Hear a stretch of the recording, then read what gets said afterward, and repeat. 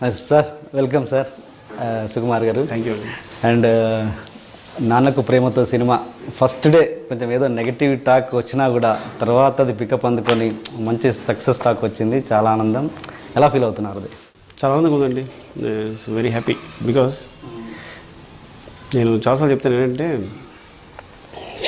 ఏదైనా ఒక ప్రయత్నానికి సంబంధించిన జర్నీ అంతా అంటే మనం చేసే రిజల్ట్ గురించి పట్టించుకోకూడదు, మనం చేస్తున్న పని మనకు ఆనందాన్ని ఇవ్వాలి అని. కానీ నా దృష్టిలో నాకు అది రాంగ్ అయిపోతుంటుంది. ఎందుకంటే చేసే ప్రయత్నం అంతా కూడా చాలా కష్టంగా ఉంటుంది నాకు బాగా. కాబట్టి ఆ ఫస్ట్ డే రిజల్ట్ అనేది చాలా ఇంపార్టెంట్. ఆ రోజే నేను ఆనందం పొందుతాను, మళ్ళీ నాకు కష్టాలు స్టార్ట్ అవుతాయి. సో అందుకనంటే కంపల్సరీ నాకు సక్సెస్ అనేది వెరీ ఇంపార్టెంట్ అనమాట. I'm very happy now. అంటే ఫస్ట్ డే నెగిటివ్ టాక్ వచ్చింది కదా, అసలు అప్పుడు మీ ఫీలింగ్ ఏంటి? అసలు ఇంత కష్టపడి తీశారు సినిమా, ఆ రోజు మీ ఫీలింగ్ ఏంటి? బాగా డిప్రెస్ అయిపోయానండి. ఎందుకంటే ఇంకా మళ్ళీ ఇలాంటి ఛాన్సెస్ రావు నాకు. అంటే లక్కీగా ఇంకో ఛాన్స్ వచ్చింది. దట్ ఈస్ బికాస్ అందరు support, main media support, internet, Facebook, ఇవన్నీ నేను ఒకటి బాగా సపోర్ట్ చేసినాయి.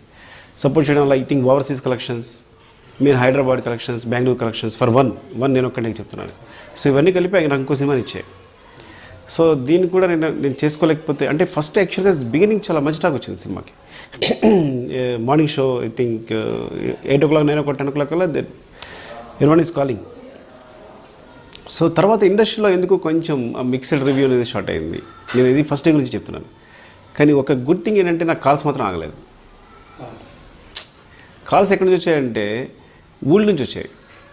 ఇది మనం ఏదైతే బీ సెంటర్ సి సెంటర్ అనుకుంటున్నామో మా ఊరు నుంచి ఎప్పుడు కాల్ చేయని వాళ్ళు, చుట్టుపక్కల నుంచి కాల్ చేయని వాళ్ళు, ఈ జస్ట్ తెలంగాణ పల్లెటూరు నుంచి, రాయలసీమ పల్లెటూరు నుంచి, ఎవరైతే కొంచెం తెలిసిన కనెక్షన్స్ ఉంటాయి కదా, ఏ అసిస్టెంట్ కనెక్షన్స్ ఏ ఉంటాయి కదా, ఆ నెంబర్స్ నుంచి. సో ఆ కాల్స్ అప్పుడు నేను డిసైడ్ అయ్యాను, మేబీ ఏదో నడుస్తుంది కానీ ఎక్కడో కాన్ఫిడెన్స్ మాత్రం నిలబెడుతూనే ఉంది. బట్ ఈవినింగ్ 7:30కి దెన్ బాపీ కాల్ మీ తెలిసి ఈజ్ వెరీ స్ట్రాంగ్ అండి. ఫస్ట్ సెకండ్ షో ఫుల్స్ నిజంగా ఏదైనా ఉంటే కనుక ఇలా ఫస్ట్ సెకండ్ షో ఫుల్స్ అవ్వవు. బీసీ కూడా చాలా స్ట్రాంగ్గా ఫుల్ అవుతున్నాయి, క్రౌడ్ వెనక్కి వెళ్ళిపోతున్నారు. And is going by very big hit అని. సో దెన్ అప్పుడు నాకు కొంచెం మనసు కుదిరి పడింది. బట్ ఈ లోపల ఒక 5-6 hours మాత్రం నరకేతనం అనిపించాను డెఫినెట్గా. అంటే మీరు ఇది ఎక్స్పెక్ట్ చేయలేదా? ఎక్స్పెక్ట్ చేయలేదు, నేను ఎక్స్పెక్ట్ చేయలేదు. ఎందుకంటే ఇందులో ఎమోషన్ ఉంది, ఎమోషన్ అందరూ కనెక్ట్ అవుతారు. అలాగే సినిమా ఇప్పుడు నేను కమర్షియాలిటీని, ఈ సినిమా కమర్షియల్లో ఉన్న పాయింట్ ఏంటంటే నేను నమ్మేది ఏంటంటే NTR is my commercial point. తన్ని ఆ ఇంటెలిజెన్స్ చూపించిన కమర్షియల్ పాయింట్ అని నేను ఫీల్ అయ్యాను. డెఫినెట్గా ఎన్టీఆర్కి ఇంటెలిజెన్స్కి థ్రిల్ అవుతారు ఆడియన్స్ అందరూ అని. అలాగే ఫ్యాన్స్ కూడా వాళ్ళ హీరోలా చూసుకుని డెఫినెట్గా వాళ్ళు హై ఫీల్ అవుతారు అనుకున్నాను. కాబట్టి అసలు నాకు ఎప్పుడు అంటే ఫ్రాంక్గా చెప్పండి, మార్నింగ్ 8 o'clock లేచాను. అంటే నాకు రిజల్ట్ గురించి ఏమాత్రం డౌట్ ఉన్నా నేను నైట్ పడుకునేవాడిని కాదు. కానీ హ్యాపీ పడుకున్నాను నేను వర్క్ అయిపోయిన తర్వాత. మీన్స్ ఎందుకంటే కంటిన్యూస్గా అది కూడా కారణం అయి ఉండొచ్చు. నేను కంటిన్యూస్గా స్లీప్లెస్ నైట్స్ వర్క్ చేస్తూ వస్తున్నాను. వచ్చినప్పుడు 3 o'clock 3:30కి పడుకున్నాను. I woke up by 8 o'clock. అంటే మీ ప్రతి సినిమాకి ఇది కామన్ అయిపోతుంది కదా, డివైడ్ టాక్, నెగిటివ్ టాక్ అన్నది ప్రతిసారి. మన మీరు ప్రొడ్యూస్ చేసిన కుమారి 20F నుంచి అంతకుముందు తీసిన జగడం కావచ్చు, ప్రతిదానికి ఇది కామన్ అయిపోతుంది. ఏంటనుకుంటారు దానికి రీజన్? మేబీ ఎక్కడికో ప్రేక్షకులకి నాకు అంటే నేను వాళ్ళు ఎక్స్పెక్ట్ చేసేది సాధారణంగా ఏం జరుగుతుందంటే సినిమా అనేది ఇప్పుడు సపోజ్ నేను బాగా గుర్తండి నాకు శంకరాభరణం ఒకటి, చిరంజీవి గారు విశ్వనాథ్ గారు డైరెక్ట్ చేసిన సినిమా స్వయం కృషి ఒకటి.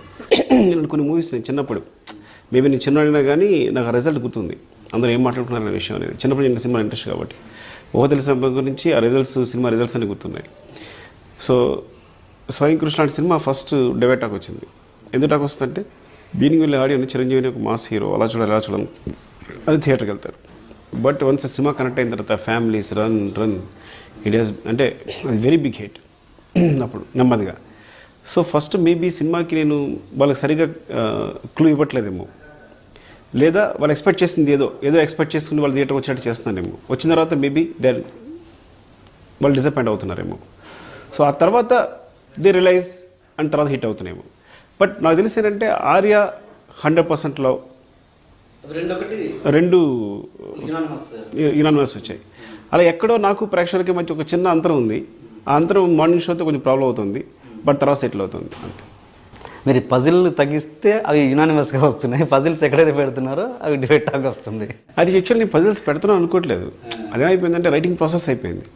మేబీ అందులో నేను తప్పించుకోలేకపోతాను, but this time I will try. Next time ఏంటండి ప్రాజెక్ట్ అసలు ఇంతకీ ఈ సినిమా గురించి మాట్లాడుతుందండి? ఇంకా డిసైడ్ కాలేదండి. ఇంకా మామూలు పేపర్లో రాస్తారు కదా, చర్చల దశలో ఉన్నాయని. అదే నా మాట కూడా.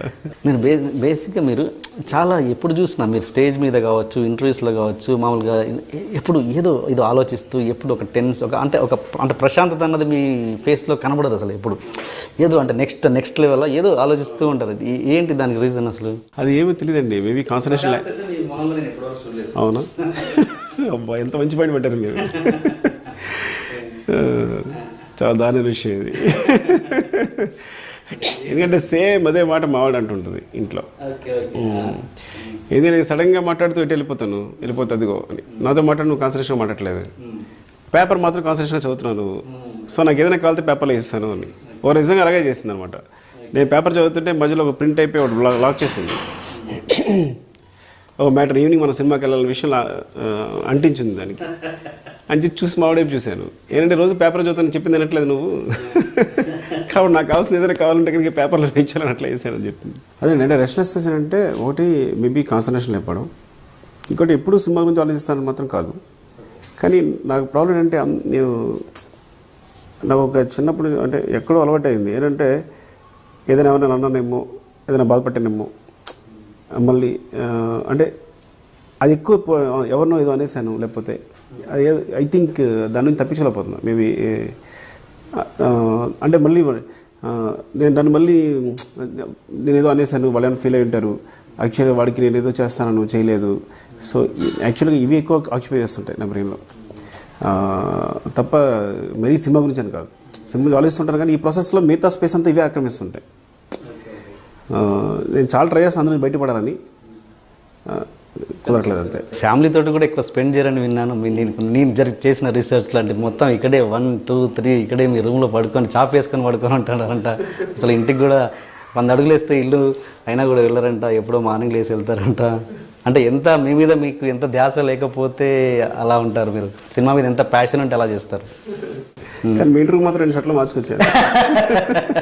అది గమ్మత. అంటే ఎంతో ప్యాషన్ ఉంటే తప్పించి ఏదో ఆలోచన ఉంటే తప్పించి ఇవి జరగవు ఇక్కడ. అంటే మీ రూమ్ చూశాను, మీ రూమ్ పెద్ద లగ్జరియస్గా ఉంది అంటే లేదు, మామూలుగా కృష్ణానగర్లో ఒక బ్యాచిలర్ ఎలా ఉంటారో అలా ఉంది. చాప్ వేసుకొని పడుకుంటే అంటే ఎంతో ప్యాషన్ ఉంటే తప్పించి ఇంకా మీకు వేరే వాటి గురించి ఆలోచన ఉండదు. అంటే ఏంటి అది? అదే లేదండి, మెయిన్ ఏంటంటే జెన్యున్ కారణం ఏంటంటే దానికి నా స్క్రిప్ట్ కంప్లీట్ అవ్వకపోవడం. ఎంత ట్రై చేసినా కంప్లీట్ అవ్వదు. నా అసిస్టెంట్స్ ఇబ్బంది పెడుతుంటాను, నేను ఇబ్బంది పడతాను, నేను కూర్చుంటాను, కానీ సీన్ మాత్రం కంప్లీట్ అవ్వదు. స్పాట్కి వెళ్ళి కూర్చొని స్టార్ట్ చేస్తే కానీ సీన్ కంప్లీట్ అవుతుంది. షూటింగ్ అయిన తర్వాతే మేము స్క్రిప్ట్ రాస్తాం సాధారణంగా, ఇది నమ్మండి మీరు. అంటే స్క్రిప్ట్ అంటే ఉద్దేశం what ever the writers they right, నేను రాసేది రాయడం ఇవన్నీ ఉంటుంది. కానీ ఇవన్నీ కాంబినేషన్తో ఒక మిక్స్ ఉంటుంది చూసారా, లేదా అక్కడ ఏదైనా స్పాట్ డెవలప్మెంట్ కానీ ఇవన్నీ కలిపానంటే అక్కడే వస్తున్నాను. వన్స్ అందరు కెమెరా పెట్టుకొని ఆర్టిస్టులు కూర్చోగానే అక్కడే నాకు ఏదో ఒక ఫ్లో వస్తుంది, అప్పుడు అన్నీ కనెక్ట్ అయ్యి ఇది పర్ఫెక్ట్ అనిపిస్తుంది. సో స్క్రిప్ట్ కంప్లీట్ అవ్వడం వల్ల కంప్లీట్ అవుద్ది, వెళ్దాం ఇంటికి. ఈ ఒక్క సీన్ నేను నిరంతరం ట్రై చేస్తుంటాను అనమాట. ఈ సీన్ కంప్లీట్ చేసేసి ఇంటికి వెళ్దాం, లేకపోతే ఈ సీక్వెన్స్ ఏదో ఉంది ఇందులో ప్రాబ్లం ఉంది, ఇది కంప్లీట్ చేసి ఫ్యామిలీ స్పెండ్ చేద్దాం. నీకు ఎందుకే రేపు రేపు ఈవినింగ్ వెళ్ళి సినిమా తీసుకెళ్తాను కదా, లేకపోతే నేను పిల్లలతో పిల్లల్ని ఎక్కడ తీసుకెళ్తాను కదా అని చెప్తుంటాను. అండ్ ఈవినింగ్ అలా అని ఎంత 2 o'clock మధ్యాహ్నం 12 o'clock అలా అయిపోతుంది అనుకుంటాను. అవ్వదు, 4 అవుద్ది, 5 అవుద్ది. సో తను కాల్ చేస్తుంది, పోస్ట్పోన్ చేస్తాను, అలా పోస్ట్పోన్ చేస్తాను. So that is the only thing, అంతే. ఎప్పుడైనా గొడవ పడ్డ సందర్భాలున్నాయా మీరు ఈ విషయంలో? ఉన్నాయి, గొడవ ఉంటాయి కామన్గా. ఇక తను ఉంటుంది మామూలుగా. ఏంటంటే ప్రాబ్లం అంటే మావాడితో ప్రాబ్లం ఏంటంటే నైట్ 2 o'clock అని వెయిట్ చేస్తుంటుంది. నైట్ 2 అయినా 3 అయినా వెయిట్ చేస్తుంటుంది, ఏ టైం అయినా కాల్ చేస్తుంటుంది. సో అదొక ప్రాబ్లం. నేను వస్తాను పడుకో అయిపోతుంది కదా, ఇంకెంత డిస్కషన్ అయిపోతుందో వస్తాను. సో నేను చెప్పేటప్పుడు నిజమే, ఇలా నేను వస్తానన్నమాట నిజమే, అంటే నిజంగానే చెప్తాను అన్నమాట నేను. కానీ తర్వాత ప్రాబ్లం అయితే మిస్ అయిపోయి అది వేరేగా మారుతుంది. కానీ మాటించుకోవడం మీరు ఇక్కడే పడుకుంటారంట కదా చాప్ వేసుకొని, దాని గురించి అంటే ఏమవుతుందంటే నైట్ ఆ టైంకి వెళ్ళి 4 o'clock వెళ్ళి మళ్ళీ లేపి డిస్టర్బ్ చేస్తే పిల్లలు కదులుతారు, వాళ్ళు ఏడుస్తారు, మళ్ళీ తనతో వాళ్ళతో కూర్చోవలసి వస్తాను నైట్ అంతా మళ్ళీ. సో తన